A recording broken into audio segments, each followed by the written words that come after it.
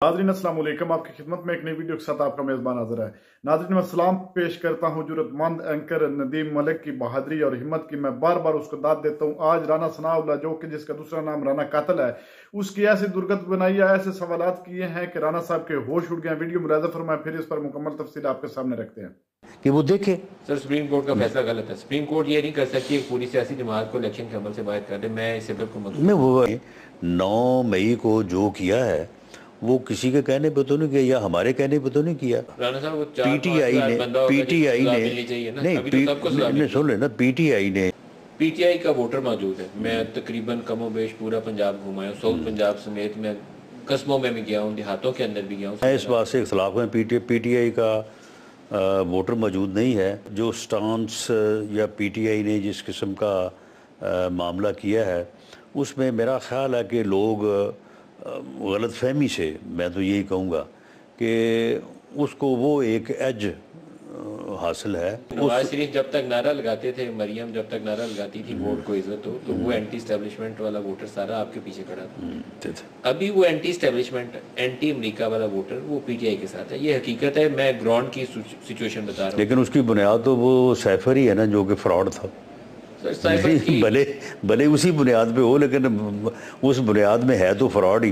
के पास बल्ले का निशान नहीं है। उनकी पार्टी लीडरशिप बड़े पैमाने पर या गिरफ्तार है या रुपोश है, भागी हुई है।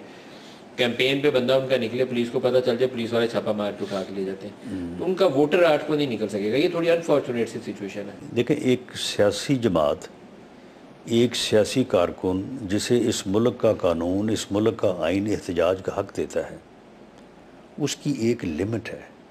अगर आप वो लिमिट क्रॉस करें तो उसके बाद फिर वो प्रिविलेज जो एक पॉलिटिकल पार्टी को, पॉलिटिकल वर्कर को होता है, वो उसे हासिल नहीं रहता। एक मुजरम को, एक सियासी कारकुन को जो एहतजाज का तहफ़्फ़ुज़ हासिल है वो उसे नहीं दिया जा सकता। अगर कोई आदमी जो है वो हथियार उठा के रियासत पे चढ़ दौड़े और उसके बाद कहे कि जी मैं सियासी कारकुन हूँ तो मुझे एहतजाज की वही जो है वो तहफ़्फ़ुज़ दिया जाए जो कि आइन और कानून में है, तो वो उसे हासिल नहीं हो सकता। पीटीआई ने सुन लेना, पीटीआई ने 9 मई को जो किया है वो किसी के कहने पे तो नहीं किया या हमारे कहने पे तो नहीं किया। तो जब वो हथियार उठा के रियासत पे चढ़ दौड़े तो उसके नतीजे में वो टोला, वो ग्रोह, उसके खिलाफ तो एक्शन होगा। वोटर और वर्कर उससे नरमी बरती जानी चाहिए। वोटर का ये हक है, वो राना सांवला को वोट करना चाहता है तो उसको इजाजत मिले कि राना सांवला को वोट डाले। अगर वो किसी दूसरे को वोट करना चाहता है तब भी उसको हक पूरा है, 100% आइन हमारा हक देता है। हम इस वक्त मुझे लगता है कि ऐसी सिचुएशन में उसको डिप्राइव कर रहे हैं, वो अपना हक इस्तेमाल ना कर सकते। मेरा ख्याल है कि सिर्फ उन लोगों को जो उस वाक़े में या उन वाक़यात में मुलव्वस हैं उनको जो है वो डिप्राइव या प्रोसिक्यूशन का जो है वो सामना है। पीटीआई को सुप्रीम कोर्ट ने बल्ले के निशान से महरूम किया, गलत फैसला किया। मैं इस फैसले की बिल्कुल पसंदीदगी की नज़र से नहीं देखता। आप मुझे बताएं कि 2021 से लेके 2024 तक 3 साल इलेक्शन कमीशन जब किसी जमात को कहे कि अपने इलेक्शन करवाएं और वो ना करवाए और फिर करवाए तो ऐसे तरीके से कि बिल्कुल उसको किसी कीमत पे जस्टिफाई ना कर सके। जमात इस्लामी के अलावा कोई भी अपने इलेक्शन को जस्टिफाई ना करे। लेकिन नहीं सुन लें, यानी चोर तो वही होगा ना जो पकड़ा जाएगा। मामला पकड़े नहीं गए, बस ये तो मामला ये है कि अगर चैलेंज हो, यानी अगर चैलेंज हो तो फिर सुप्रीम कोर्ट का, इलेक्शन कमीशन का, अदालत का क्या फ़र्ज़ है कि वो देखे। सर सुप्रीम कोर्ट का फैसला गलत है। सुप्रीम कोर्ट ये नहीं कर सकती एक पूरी सियासी जमात को इलेक्शन के अमल से बाहर कर दे। मैं इसे बिल्कुल मैं वो इलेक्शन से बाहर तो इलेक्शन कमीशन ने किया है, सुप्रीम कोर्ट ने उसके ऊपर मोहर लगाई है। लेकिन सुप्रीम कोर्ट ने मोहर इसलिए लगाई है कि उन्होंने जो इलेक्शन करवाया था वो दुरुस्त नहीं था। आने वाली तारीख और वो दुरुस्त वो अच्छा उनके पास देखें, उनके पास जवाब क्या था कि जी बाकी जमातें भी ऐसे ही करवाती। भाई बाकी जमातें अगर चैलेंज होता है तो वो भी जो है वो कलअदम हो जाते। सर जिस तरीके जो चैलेंज होगा देखा तो वही जाएगा ना। इस बुनियाद के ऊपर उसको इलेक्शन सिंबल से महरूम करना पीटीआई को, दोनों इक्वली रॉन्ग डिसीजन है। ये हमारी तारीख में लिखा जाएगा। बहरहाल ये आपकी राय है, लेकिन सियासी जमातों को इलेक्शन करवाने चाहिए और सही करवाने चाहिए, लेकिन करवाने चाहिए और सबको करवाने चाहिए।